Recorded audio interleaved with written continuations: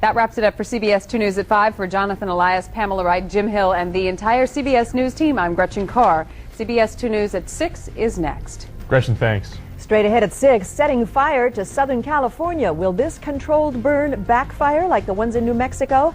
And where did he spend millions of your dollars? Find out why Chuck Quackenbush isn't talking. Also at 6 o'clock, coffee's surprise connection to Parkinson's disease. Plus, a personal trainer that is always available to you. CBS 2 News at 6 starts right now.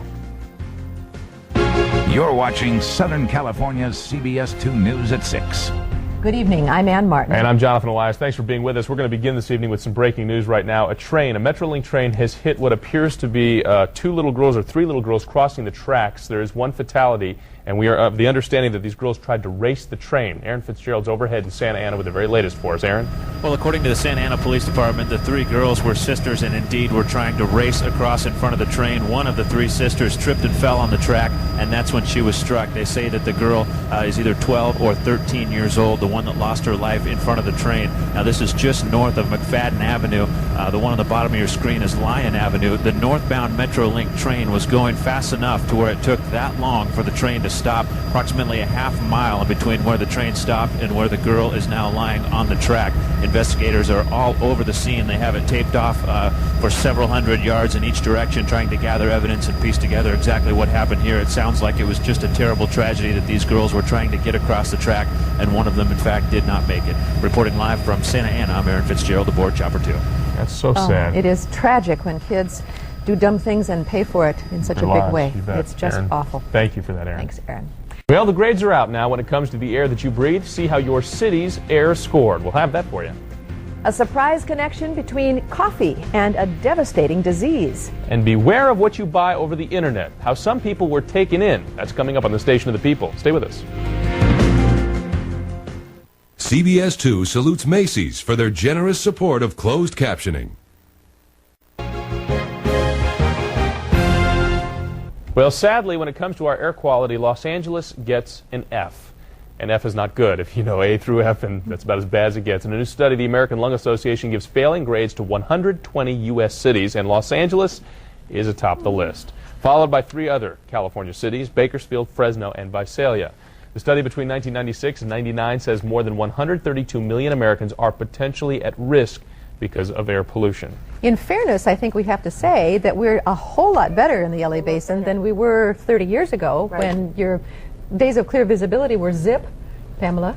Makes it better now. hurt just thinking about it. Yeah. That's right. But what we're seeing out there right now, just clouds. Okay. It's a marine layer, isn't it? Exactly. Coming on. And you let me take care of this, okay? Let's talk about the cooler air and where that is coming from. It is the marine layer, and it has brought in enough moisture, especially to our south, that we're seeing a little rain to speak of, looking up above it, sort of in between a couple of the cloud layers there. You can detect the motion here, the counterclockwise rotation around an area of low pressure that's sort of creeping up towards the north. So that will be something we'll be watching out for. That's what you see there between Wednesday and Thursday with the little question mark. And then definitely warmer air as we work towards the holiday weekend, getting back into the 80s with 90s in the valleys once again. So a couple cooler days. Good deal. Thank you, Pamela. Works for us. Thanks a lot. It does. Feels like a relief, actually. From yesterday. Yes, it is.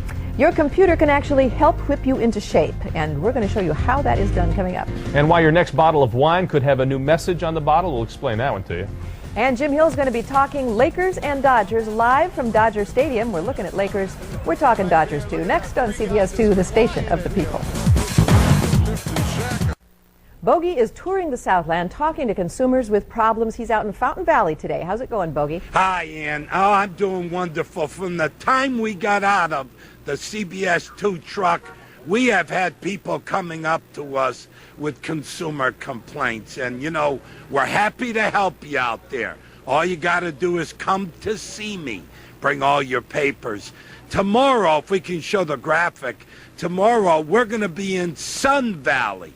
Right at the post office on Ratner Street near Vineland, from 4 to 6:30. Now, you've been hearing me say it, and I might as well show you again.